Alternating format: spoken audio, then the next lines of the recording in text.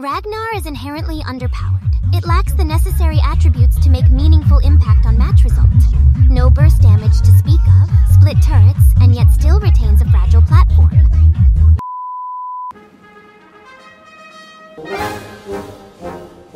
The Ragnar is a tier 10 freemium, and yet another laughing stock of ships that only has 4 guns as its main armament.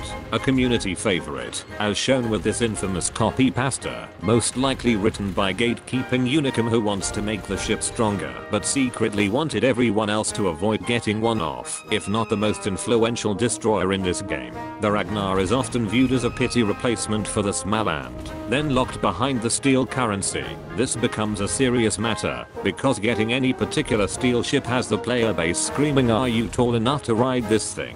And the Ragnar is now under heavier scrutiny because by all intents and purposes its uniqueness as a steel ship has been superseded by European destroyers and wargaming shenanigans. This is the Ragnar, and this is its Swedish contemporaries. I'm very curious with what's inside all these new hull sections that appears to have zero practical purpose, which are also completely absent of any armament, not even a torpedo launcher. Is this a ship or is it a family brig? Fortunately, this increased size comes with additional 25mm armor on the midsection.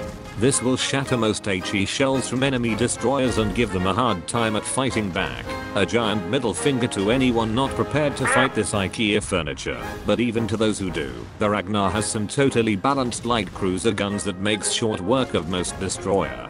What makes the guns on the Ragnar magnitude more useful than those on the Tiger 59 despite sharing the same number of guns? 360 rotation, caliber, accuracy, and on top of being 2 tiers higher, is the inclusion of HE shells. If you ever thought how instrumental HE were, this is your best proof. It allows the Ragnar to shoot more ships, doing pen damage and setting them on fire, without ever thinking about angling and all those math necessary to determine if a shell can penetrate. And they call it a thinking man action game.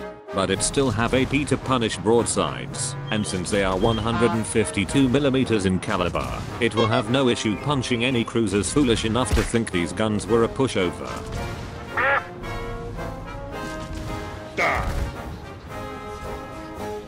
But there is a lot more to the Ragnar than just brainlessly shooting anything in range when the game has exhausted all the paid actors. Because this long boy is classified as a destroyer, so it is required to carry every single game whether you like it or not. Having super accurate main guns is a double-edged sword. On one hand it rewards marksmanship, the good kind of marksmanship, that doesn't involve role-playing as a Sisyphus, but on the other hand, you must both aim and drive the boat. Remember that graph I made? Now it needs 200% of your attention.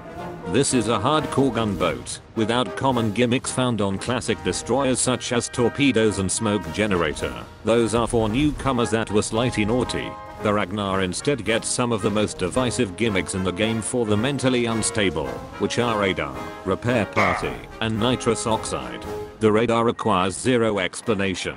You use it whenever you got spotted by a destroyer, as it has the same range as your surface detection. You press that button, you hold left click on said destroyer, and tell them that everything in warfare is fair game. Then it gets repair party, a necessity if you want to play destroyers in higher tiers, especially one of this size. Thankfully it also gets 30,000 HP to throw around, just make sure to keep it away from the Italians. The final gimmick is an engine boost that gives 30% more power, turning it from a normal brick into a turbo brick. You use it to dive bomb an enemy ship that has teammates supporting him, to avoid unnecessary damage, and to quickly disengage. Too bad it only lasts a minute, but when you combine all these gimmicks it transforms one of the least destroyer looking destroyer in the game, to one of the most disruptive ship that no one wants to fight, setting fire, avoiding shells, negating damage, and turning pronouns of destroyers into here and over there. Sounds like a broken ship,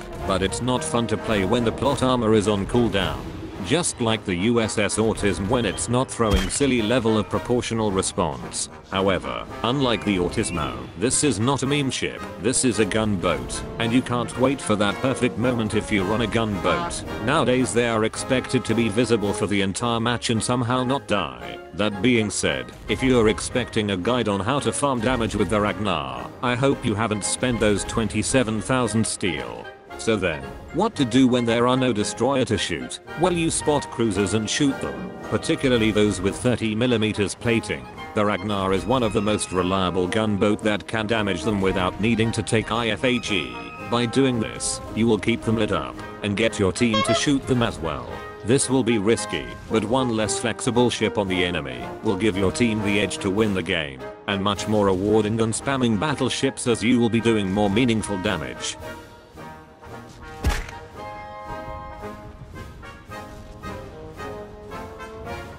Gets the double! Now to answer the biggest question of all, should you go for range or DPM? Personally, I would go for maximum DPM and maintaining the stock 13km range. There are multiple reasons why this build is superior. First of all, these 152mm shells does not have good ballistic and shell velocity past 13km. Combined with the lackluster shell volume and laser accuracy, means you would still miss most of your shot. It's like putting a sniper scope on a handgun. It looks cool, but you won't accomplish much of anything. Also, you look stupid. Secondly, being limited at 13km goes both ways, as the enemy cannot spot you once they are out of your range. This is useful when you need to disengage, and this is why you want to kill enemy destroyer before engaging any bigger ship. And lastly, you want the highest DPM possible to quickly remove ships from the game. This is why you should take Main Battery Specialist, Fearless Brawler, and Main Battery Mod 3 to reduce prolonged exposure against enemy fire when you're busy giving correction to destroyers.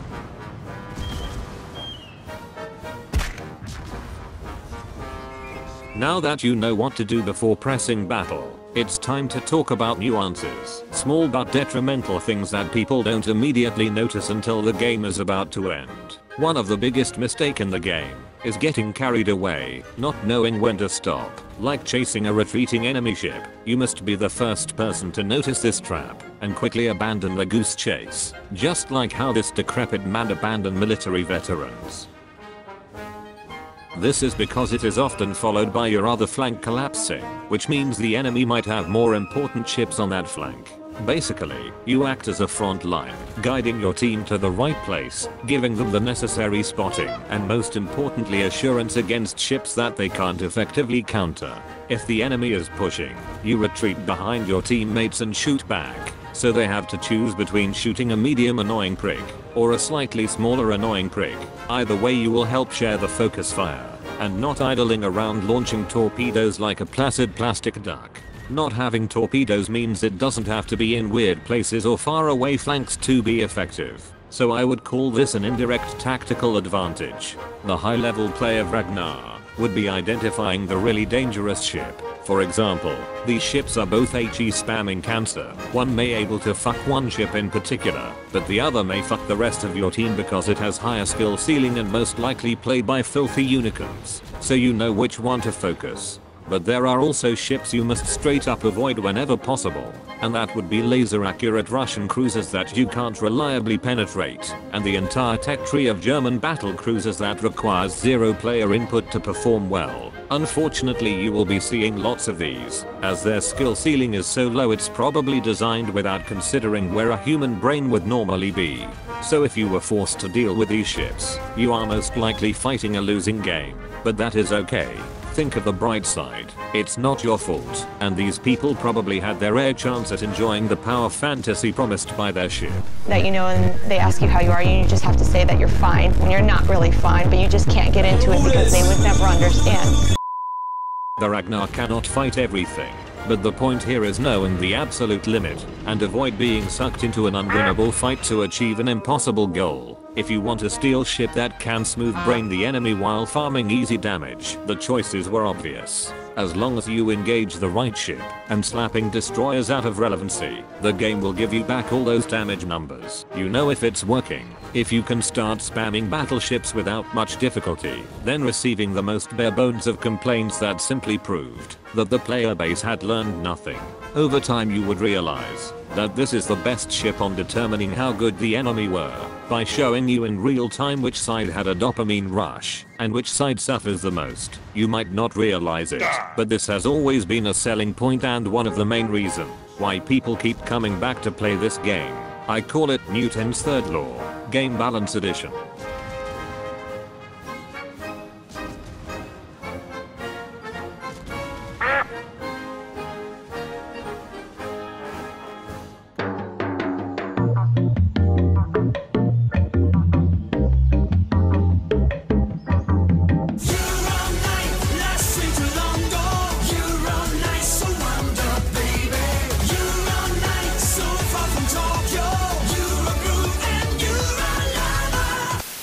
This is how you play the Swedish brig. You take preventative maintenance, last stand, superintendent, and concealment expert, then take survivability expert, main battery and AA specialist, fearless brawler, and finally incoming fire alert. The alternative build would be trading incoming fire alert and main battery specialist for dazzle, if you prefer RNG to do the heavy lifting at dodging enemy shells.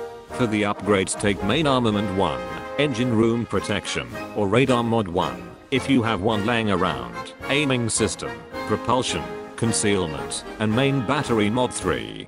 Before you get excited over playing this funny looking potato masher, do remember that from the enemy's point of view, the Ragnar is one of the worst smelling sea herring ever put into the game, due to having so much agency, despite lacking the ability to instantly kill anything. It is now up to you to decide if giving up damage to carry the team, taking more focus than usual, and somehow not die, is worth 27,000 of your hard-earned steel. Because unless you're an ironic Asian that only care about fucking destroyers, this ship wouldn't blow your mind, but I guess that is the cost of getting the only gunboat that can win harder.